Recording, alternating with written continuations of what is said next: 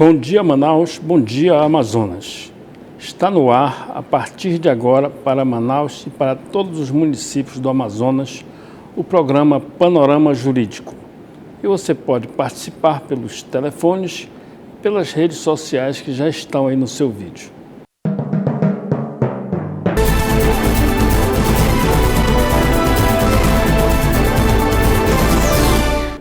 O Código de Defesa do Consumidor apresentou os principais conceitos que regem a relação de consumo. Consumidor é toda pessoa física ou jurídica que adquire ou utiliza produto ou serviço como destinatário final. Ou seja, é qualquer pessoa que compra um produto ou que contrata um serviço para satisfazer suas necessidades pessoais ou familiares. Produto é qualquer bem móvel ou imóvel, material ou imaterial. Os produtos podem ser de dois tipos, durável e não durável. Serviço é qualquer atividade fornecida no mercado de consumo mediante remuneração, inclusive as de natureza bancária, financeira, de crédito e securitária, salvo as decorrentes das relações de caráter trabalhista. Tudo o que você paga para ser feito é considerado serviço. Exemplo, corte de cabelo, conserto de carro, de eletrodoméstico, serviço bancário, serviço de seguros e serviços públicos. O Código de Proteção e Defesa do Consumidor foi editado segundo os princípios de um Estado democrático de direito, aliado à dignidade da pessoa humana. Para tanto, a Carta Magna reza que o Estado promoverá, na forma da lei, a defesa do consumidor como meio de garantia aos direitos à vida, à liberdade, segurança e propriedade, os quais têm ligação direta com o consumo. A Carta Magna, que é a Constituição Federal, prevê a defesa do consumidor como um dos princípios gerais da atividade econômica, visto que o consumidor é um dos responsáveis pelo desenvolvimento econômico de um país. A Política Nacional das Relações de Consumo foi pautada em princípios os quais visam preencher as lacunas existentes na constante e busca pelo equilíbrio nas relações consumeristas. A vulnerabilidade do consumidor é oriunda do princípio da isonomia, onde busca-se constantemente a igualdade. O dever governamental, oriundo da Constituição Federal de 1988, onde incumbe ao Estado a responsabilidade de prover meios para efetiva proteção do consumidor, principalmente através da fiscalização. A garantia de adequação corresponde à plena adequação dos produtos e serviços do biênio da segurança-qualidade, que é o fim ideal ao colimado pelo sistema protetivo do consumidor, respeitando seus interesses econômicos e buscando a melhoria de sua qualidade de vida. A boa-fé corresponde à lealdade e cooperação nas relações entre consumidor e fornecedor, com vistas a combater os abusos praticados no mercado. A informação é responsável pelos esclarecimentos acerca dos direitos e deveres dos consumidores e fornecedores, com vistas a harmonizar a relação de consumo. Vamos a um breve intervalo e retornaremos em seguida com a entrevista da semana. Não saia daí.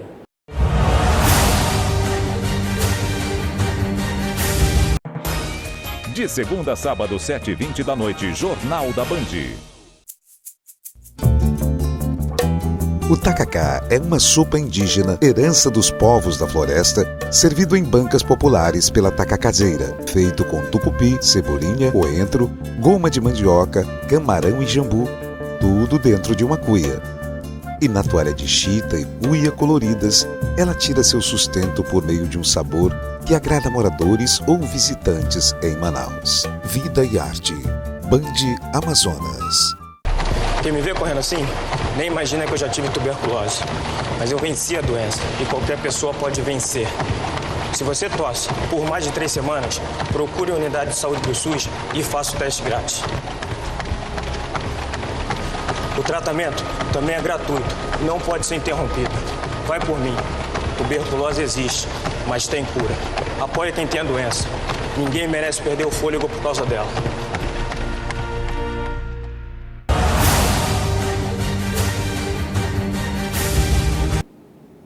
Sejam bem-vindos de volta ao programa Panorama Jurídico. E temos a honra de entrevistar hoje a doutora Leila Youssef. Ela é doutora em Direito Público pela Universidade Católica de Santa Fé, na Argentina. É também mestre em Direito Ambiental pela Universidade de Lyon, na Espanha. Especialista em Direito do Trabalho e Previdenciário pelo CIESA. Articulista da revista Consulex, palestrante da Escola Judiciária do Amazonas, professora de Prática Jurídica da Universidade Federal do Amazonas, UFAM, foi coordenadora da especialização de Direito Eleitoral da UEA e também é advogada militante há 15 anos. Muito bom dia, doutora. Obrigado pela sua presença. Bom dia a todos, né? Gostaria de agradecer, doutora Eliezer, pelo convite. Muito obrigada. Doutora Leila, nós sabemos que o nosso público tem muitas dúvidas sobre questões imobiliárias. Não são tantas as pessoas que adquirem um apartamento novo na planta, mas tem uma grande fatia do mercado, são muitas pessoas que têm muitas dúvidas e que são constantes. Tem uma grande questão que o público quer saber, que é o seguinte: se quem paga a corretagem do corretor, quem é que paga essa taxa? É o adquirente do imóvel ou é a construtora? Existe uma legalização para isso? Quem deve pagar? Sim, doutora Eliezer. Inclusive, essa questão da corretagem, ela já foi decidida pelo STJ, no artigo 1543, né, que fala o seguinte: que a corretagem, se houver previsão contratual, a corretagem deve ser paga pelo consumidor. Caso não haja essa previsão, sim, aí a construtora é quem deve pagar. Mas, hoje em dia, eu não tenho conhecimento de nenhuma construtora que faça um contrato de corretagem de que não há essa previsão legal. Logo, o ônus sempre é do consumidor. Essa taxa essa questão da corretagem, não seria uma questão de uma cláusula abusiva pelo Código de Defesa do Consumidor? É ilegal? O CDC o STJ já considera legal essa corretagem, a taxa? Doutora Eliezer, hoje a cobrança da taxa de corretagem com previsão legal no contrato, ou seja, o consumidor no contrato, a construtora de forma expressa coloca lá, corretagem, né, do consumidor. Isso atualmente é tido como legal. Por quê? Porque há uma previsão contratual. Então, se há uma previsão contratual, não tem como discutir, né? Não se discute. Então, o STJ ele já decidiu nesse sentido. Se há realmente essa previsão legal no contrato, não tem problema, né? Isso. Doutora, tem uma outra questão, que é a taxa SAT, é uma taxa de assessoria imobiliária. Existe uma grande dúvida das pessoas se essa taxa SAT é legal ou ilegal. E quem pagou, se ela é ilegal, o que deve fazer? A taxa SAT hoje, os nossos tribunais, ele tem entendido como uma taxa ilegal. O que é a taxa SAT? Nada mais é do que a taxa de administração e assessoria imobiliária.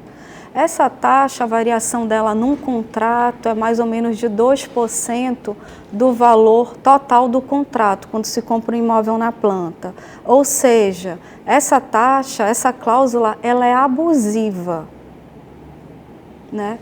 O consumidor, ele pode, de pronto, verificando na planilha de pagamento da construtora, que se encontra-se no item bem acima, a taxa SAT, ele, verificando isso, ele pode procurar um advogado para pedir a restituição, entrar com uma ação ação de cobrança indevida dessa Perfeito. taxa. Doutora, tem uma questão também que existem muitas dúvidas sobre essa questão imobiliária. Tem pessoas jovens que planejam um casamento para dia tal e quando chega naquele dia já vai coincidir com a data da entrega do imóvel, que a construtora ela faz um planejamento para entregar o imóvel na data aprazada. Então o que acontece é que muitas vezes a pessoa faz o seu planejamento, conta com aquele apartamento no dia certo para que ele seja entregue. Acontece muito isso com pessoas que estão casando, chegando de viagem.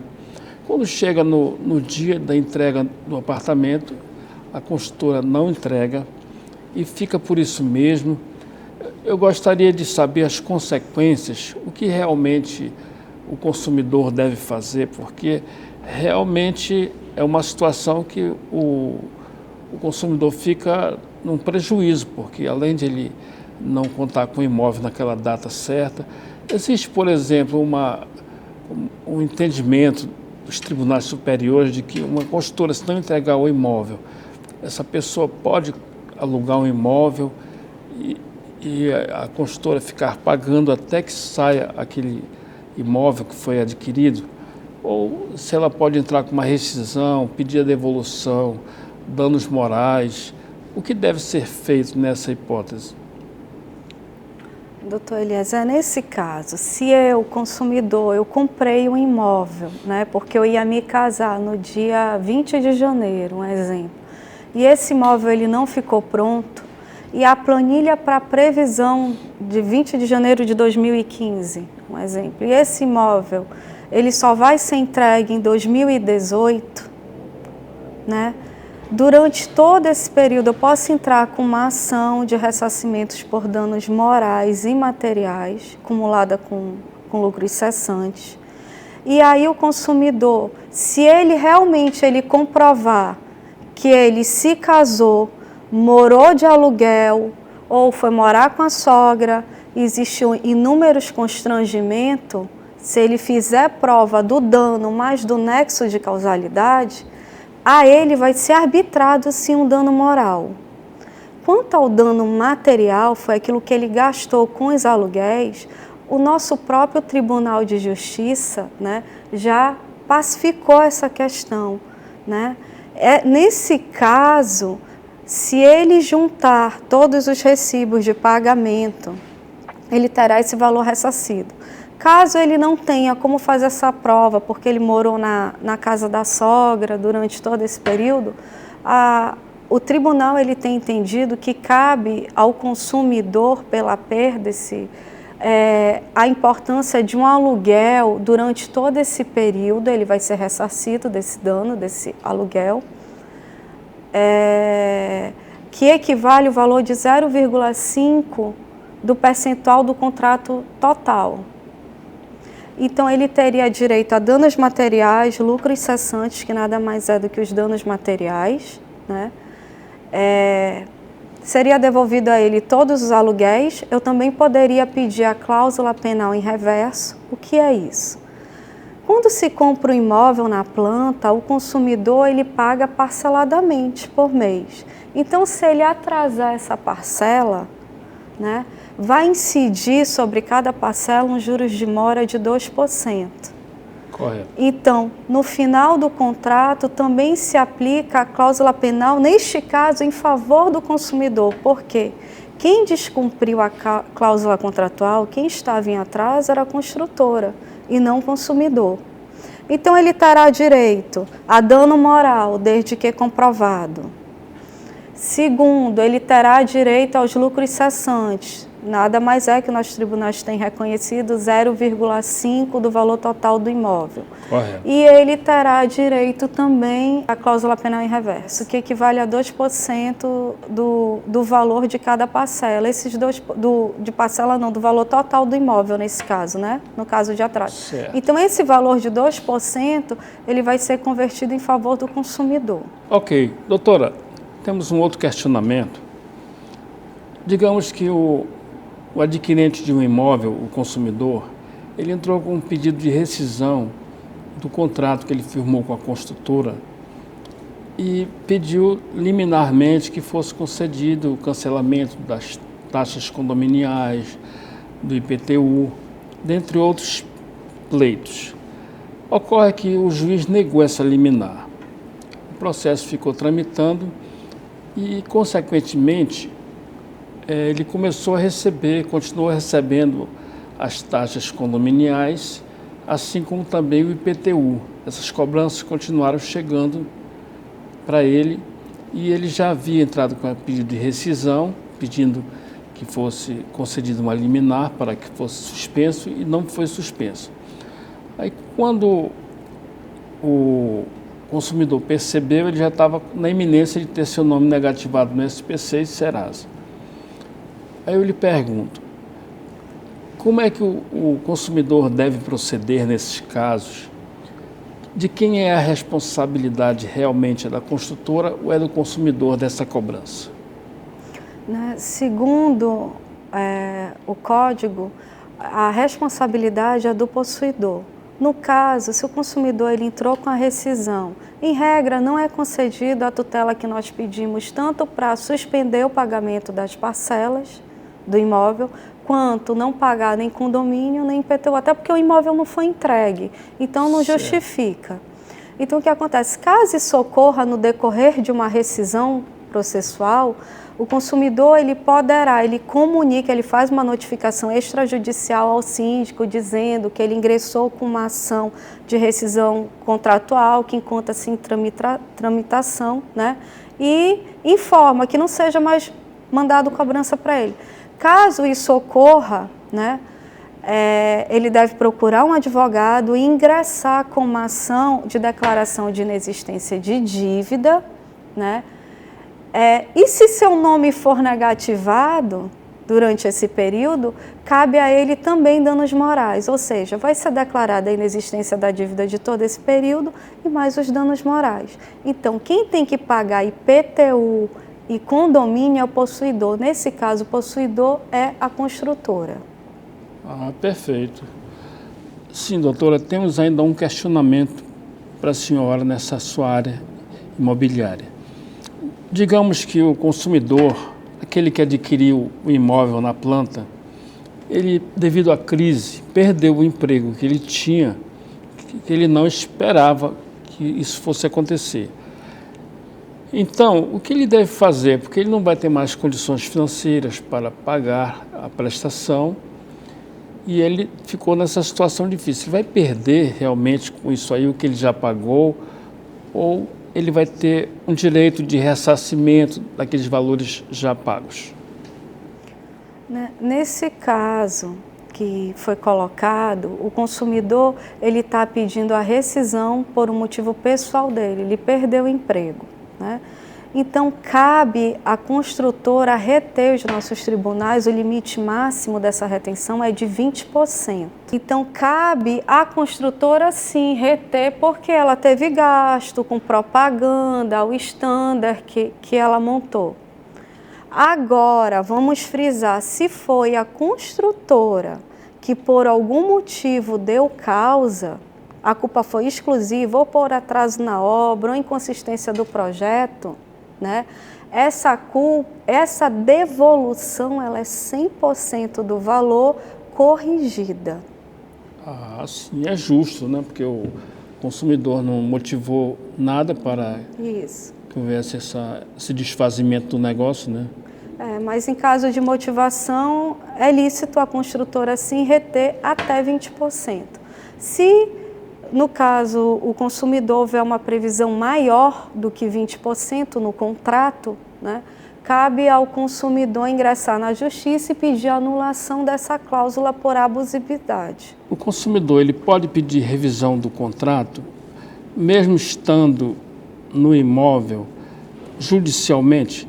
Digamos que ele recebeu o imóvel da construtora com atraso.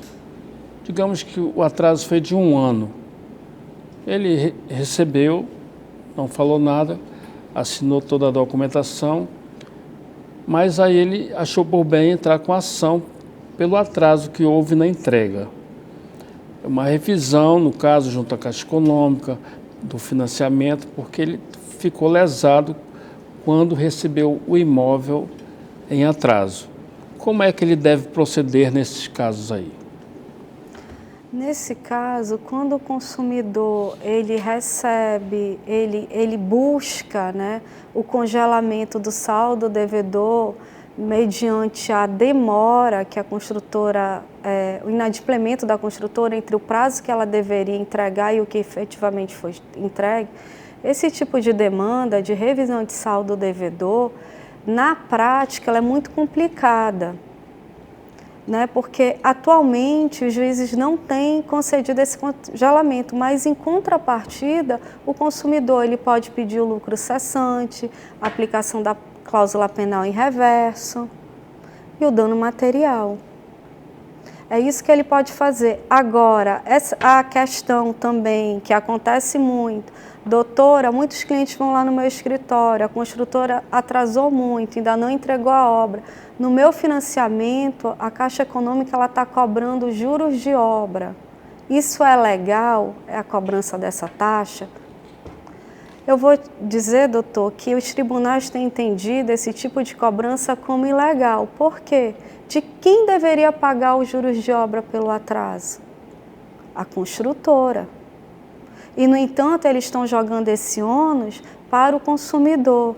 Então, mais uma vez, cabe ao consumidor, uma vez comprovado, entrar com uma ação para reaver esse dinheiro que ele gastou em relação aos juros de obra, porque enquanto a construtora ela não entrega o financiamento definitivamente ao banco, fica vindo taxa de obra junto das prestações. Perfeito. Como está, por exemplo, o cenário do incidente de resolução de demandas repetitivas, IRDR? A senhora tem como explicar isso aí para o nosso público? Tenho, sim.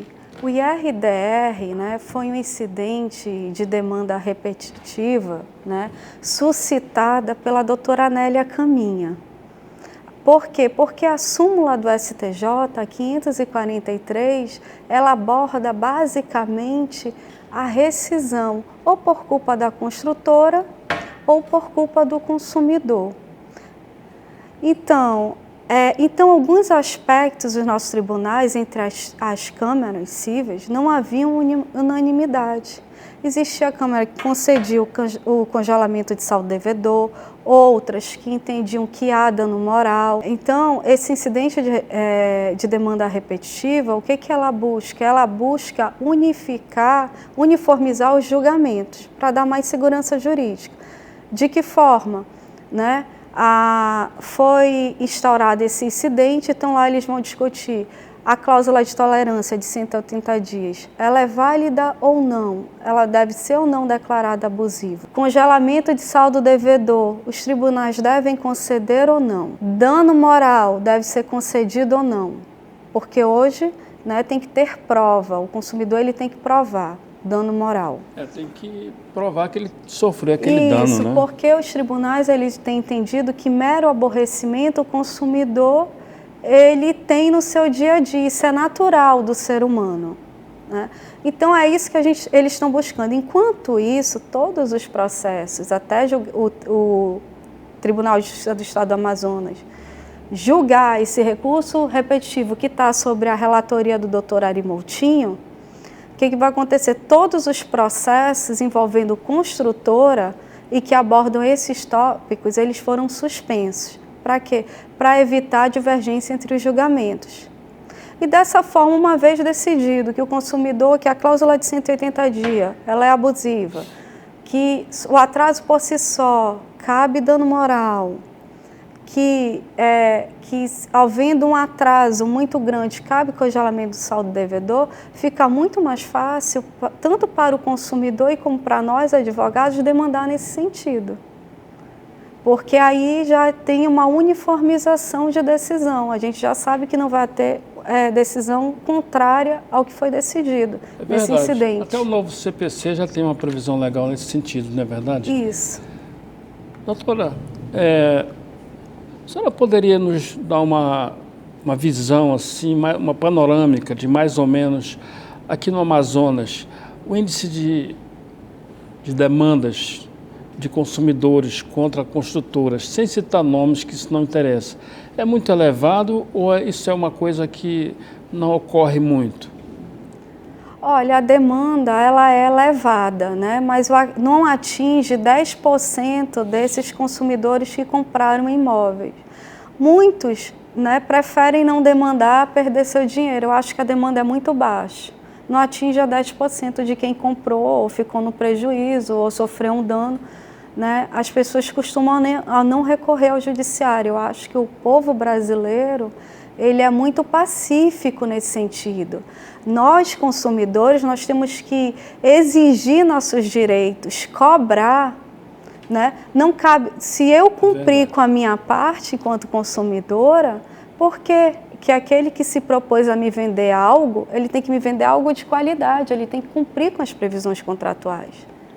Então, eu oriento a todos os consumidores que tenham sido lesados procurar, né? Procurar a justiça e reivindicar pelos seus direitos. Certo, muito bom. Doutora, a nossa entrevista está ótima, excelente, mas o nosso tempo, infelizmente, é muito exíguo. Mas nós ainda temos um espaço para a senhora fazer suas considerações finais. Alguma coisa que a senhora acha que deveria complementar de informações para o nosso público? A senhora pode ficar à vontade que esse espaço é seu. Então, bora lá. Apesar, consumidores, todo mundo que está tendo problema hoje com a compra de um imóvel, que a construtora não entregou aquele imóvel, ou que por um motivo de desemprego eu quero rescindir, né?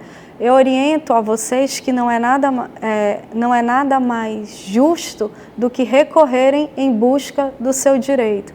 Se você não tem mais dinheiro para pagar, tente a rescisão primeiro administrativamente com a construtora. Se ela lhe devolver o percentual de 10% a 20%, aceite, porque afinal, e de uma forma à vista, porque o STJ já decidiu que não deve ser parcelada. Perfeito. Doutora Leila, agradecemos muito mais uma vez a sua presença aqui. E o programa Panorama Jurídico de hoje fica por aqui. Agradecemos a participação de todos, aqueles que participaram pelo telefone, pelas redes sociais. Tenham todos um excelente final de semana e até o próximo programa.